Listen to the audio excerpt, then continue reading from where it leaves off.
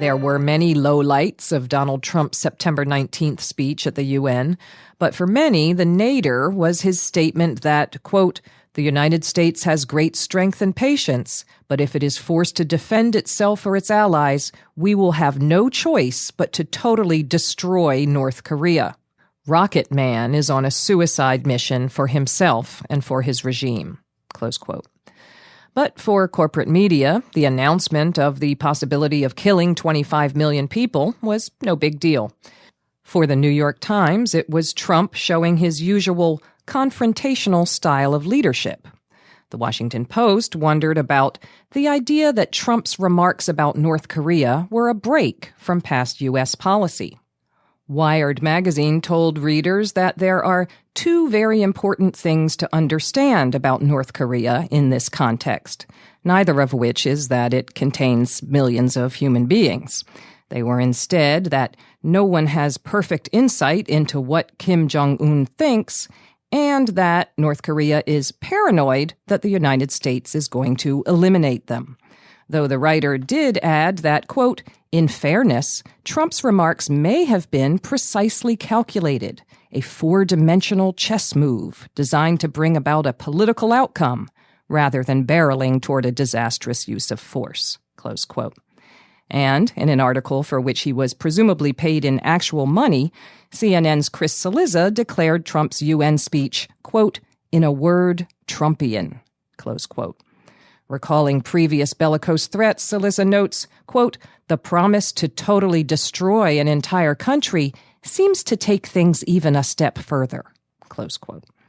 Of zero interest to serious journalists was the fact that countries who signed the UN Charter in 1945, as The Intercept's John Schwartz reminded, are not supposed to wantonly threaten use of force against other states.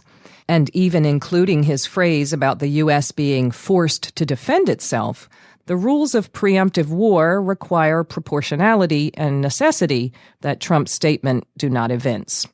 Schwartz quotes the vice president of the European Society of International Law, who called Trump, quote, "morally repugnant for treating the 25 million people of North Korea as something to be extinguished at will," close quote. Corporate media's blasé attitude to genocide isn't confined to Trump. As Adam Johnson noted for FAIR, a week or so back, CNN's Jake Tapper conducted a chummy interview with John McCain, in which the Arizona senator casually declared, quote, "if Kim Jong-un acts in an aggressive fashion, the price will be extinction," close quote. Note that McCain didn't say if North Korea attacks the U.S., but simply if it acts in an aggressive fashion. But not only did Tapper not ask him to clarify that, he had no follow-up at all about the tossed-off threat to kill millions of people. He just moved along to a question about immigration. Nothing to see here. In related news, the September 18th New York Times reported on the Senate passage of a bill giving the Pentagon $700 billion, more money than Trump even asked for.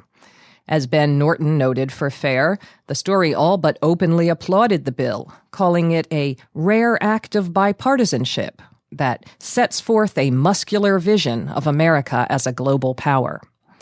The article quoted 3 people, only one of whom was not an elected official, none of whom opposed the budget expansion. That one non-official was Anthony Cordesman, who, though the paper didn't disclose it, was previously John McCain's national security assistant and a former employee of the Pentagon, the State Department, and NATO. Cordesman now is an analyst at the bellicose think tank, the Center for Strategic and International Studies, which, though the paper didn't disclose it, is funded by the governments of the U.S. and its military allies, along with leading corporations in the arms industry. Cordesman used his space as a putatively independent expert in the U.S. newspaper of record to make the absurd claim that the Senate's gigantic Pentagon bill was a response to years of underfunding of the U.S. military. That would be the same military funding that accounts for nearly half of U.S. discretionary spending, and at $611 billion in 2016, represents more military spending than the next 8 largest countries combined, 6 of whom are U.S. allies. By way of reference, the UN and anti-poverty organizations have estimated that it would cost just $30 billion a year to end world hunger.